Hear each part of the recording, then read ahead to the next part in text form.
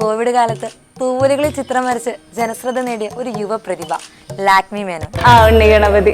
അല്ല അല്ല അല്ല അല്ല അങ്ങനെയല്ല.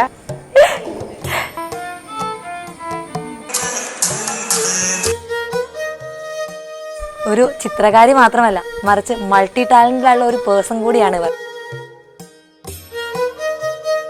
ആദ്യവരയിൽ ലാക്മിക്ക് കിട്ടിയത് കളിയാക്കലും പരിഹാസവും മാത്രമായിരുന്നു.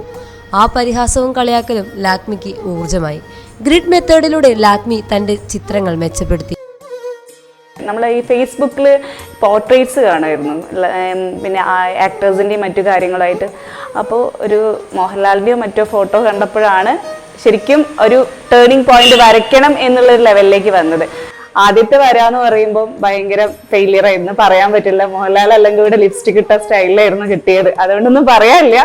അത് കാണിച്ചു കൊടുത്തപ്പോൾ ജസ്റ്റ് എനിക്ക് ഒരു കളിയാക്കലേ കിട്ടിയത്. എനിക്ക് പൊതുവേ ഒരു കാര്യം കഴിഞ്ഞാൽ പിന്നെ ഒരു വാശിയുള്ള കൂട്ടത്തിലാണ്, ആ കാര്യം നേടിയെടുക്കുക എന്നുള്ളൊരു സ്വഭാവമുള്ള കൂട്ടത്തിലുള്ളതാണ്. അപ്പൊ അതേ സെയിം ടൈമിൽ ആരും അറിയാതെ തന്നെ എഫേർട്ട് എടുത്ത് ഗ്രിഡ് മെത്തേഡ് എന്ന് പറയും. നമ്മളൊരു ഫോട്ടോ വരയ്ക്കാൻ വേണ്ടി ഗ്രിഡ് മെത്തേഡ് യൂസ് ചെയ്യും. അതിനെപ്പറ്റി ഡീറ്റെയിൽ ആയിട്ട് യൂട്യൂബ് ചെക്ക് ചെയ്ത് അതിൽ നിന്നാണ് ഫസ്റ്റ് പേപ്പർ ഒരു നല്ലൊരു കണ്ടന്റ് കറക്റ്റ് ശരിക്കും നല്ല അതൊന്ന് ക്ലിക്ക് ആവുകയും ചെയ്യുന്നതായിരുന്നു. വെറൈറ്റി മീഡിയയിലൂടെ ആ ഒരു പിക്ക് ക്ലിക്ക് ആയിട്ടുണ്ടായിരുന്നു, ആ ഒരു പോർട്രേറ്റ്. പോർട്രേറ്റുകൾ വൈറലാകാൻ തുടങ്ങിയതോടെ തുടക്കത്തിൽ പരിഹസിച്ചവർ കൈയടിച്ചു. ലാക്മി അതോടെ അടുത്ത വെല്ലുവിളി ഏറ്റെടുത്തു: തൂവലുകളിൽ ചിത്രം വരയ്ക്കുക. കിട്ടിയത് ഫസ്റ്റ് കാക്കത്തൂവലാണ്, അത് തന്നെയാണ് ട്രൈ ചെയ്തത്. അപ്പൊ ഫസ്റ്റ് പക്ഷെ നമ്മൾ ഈ ഒരു ബ്രഷൊക്കെ ടച്ച് ചെയ്യുമ്പോൾ അത്രയും മൈന്യൂട്ടായിട്ട് ടച്ച് ചെയ്താൽ തന്നെ അതിലൊരു വരയ്ക്കാൻ പറ്റത്തുള്ളൂ. അതുകൊണ്ട് തന്നെ ഫസ്റ്റ് ഫ്ലോപ്പ് തന്നെയായി. ഫസ്റ്റ് നമുക്ക് എല്ലാ കാര്യത്തിലും അതിൽ ഫ്ലോപ്പ് തന്നെയായിരുന്നു. രണ്ടാമത് ട്രൈ ചെയ്തു, അത് കറക്റ്റ് പോർട്രേറ്റ് ആയിട്ട് എനിക്ക് കിട്ടുകയും ചെയ്തു.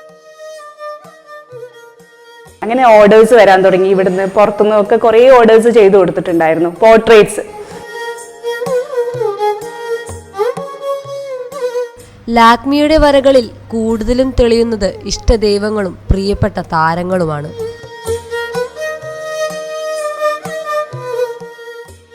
മഞ്ചാടിക്കുരുവിൽ കൂടുതൽ ചെയ്തിരിക്കുന്നത് കൃഷ്ണൻ. ഞാനൊരു കൃഷ്ണൻ ഡിവോട്ടിയാണ്. മഞ്ചാടിക്കുരു എന്നല്ല, നമുക്ക് എന്ത് കണ്ടു കഴിഞ്ഞാൽ അതിൽ കൃഷ്ണനെ വരയ്ക്കാം എന്നുള്ളത് എനിക്കൊരു കോൺഫിഡൻസ് ഉണ്ട്. തന്റെ കഠിനാധ്വാനത്തിന്റെ ഫലങ്ങൾ എന്നും ഗുരുവായൂരപ്പനുള്ളതാണ് എന്നാണ് ലാക്മിയുടെ വാക്കുകൾ. ഹെവി ആയിട്ട് ചെയ്യുന്ന വർക്കും ഗുരുവായൂർ കൊടുക്കാറുണ്ട്, സമർപ്പിക്കാറുണ്ട്. അപ്പോൾ ദശാവതാരം എൻ്റെ കയ്യിൽ ഇപ്പം ഇല്ല, ഫോട്ടോസ് മാത്രമേ ഉള്ളൂ. പക്ഷെ ഞാനത് ചെയ്ത ഉടനെ തന്നെ ഞാനത് ഗുരുവായൂർ സമർപ്പിച്ചിട്ടുണ്ടായിരുന്നു. അതേപോലെ തന്നെ കുറച്ച് ക്ലിക്കായ വർക്കായിരുന്നു മഞ്ചാടിക്കുരുവിലെ വർക്ക്. 101 മഞ്ചാടിക്കുരു. ആ 101 മഞ്ചാടിക്കുരുവും ഞാൻ ചെയ്ത ടൈമിൽ തന്നെ ഗുരുവായൂർ സമർപ്പിച്ചു. ഈ വരയ്ക്കാനറിയാത്ത കലാകാരിയെ തേടി ഒട്ടനവധി പുരസ്കാരങ്ങളും റെക്കോർഡുകളും എത്തിയിട്ടുണ്ട്. ഈ തൂവലിൽ ചെയ്ത സ്റ്റാർട്ടിങ് മുതൽ എനിക്ക് ഫ്രീഡം ഫൈറ്റേഴ്സിനെ ഞാൻ വരച്ചിട്ട് India book of record, Asia book of record, star independent award, America book of record ഇങ്ങനെ കിട്ടിയിട്ടുണ്ടായിരുന്നു.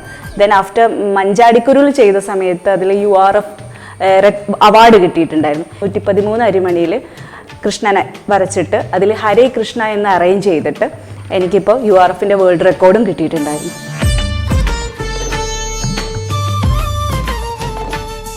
നിറങ്ങളുടെ ലോകത്ത് എത്തുന്നതിന് മുമ്പ് തന്നെ നൃത്തരംഗത്ത് തന്റെ വ്യക്തിമുദ്ര പതിപ്പിച്ചിരുന്നു ലാക്മി.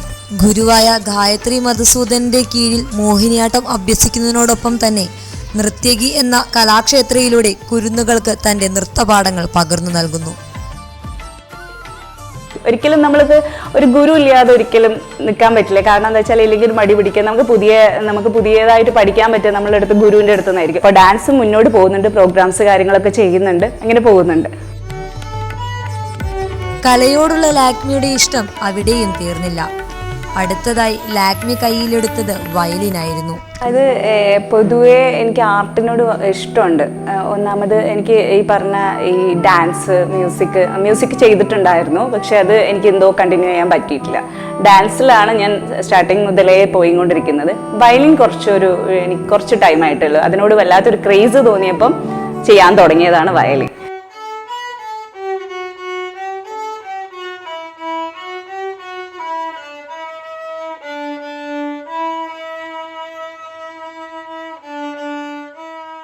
പുതുമകൾ തേടുക എന്നതാണ് യുവപ്രതിഭയായ ലാക്മി മേനോന്റെ പ്രത്യേകത. ആ പുതുമകളിൽ വരയും നൃത്തവും വയലിനും വന്നു കഴിഞ്ഞു.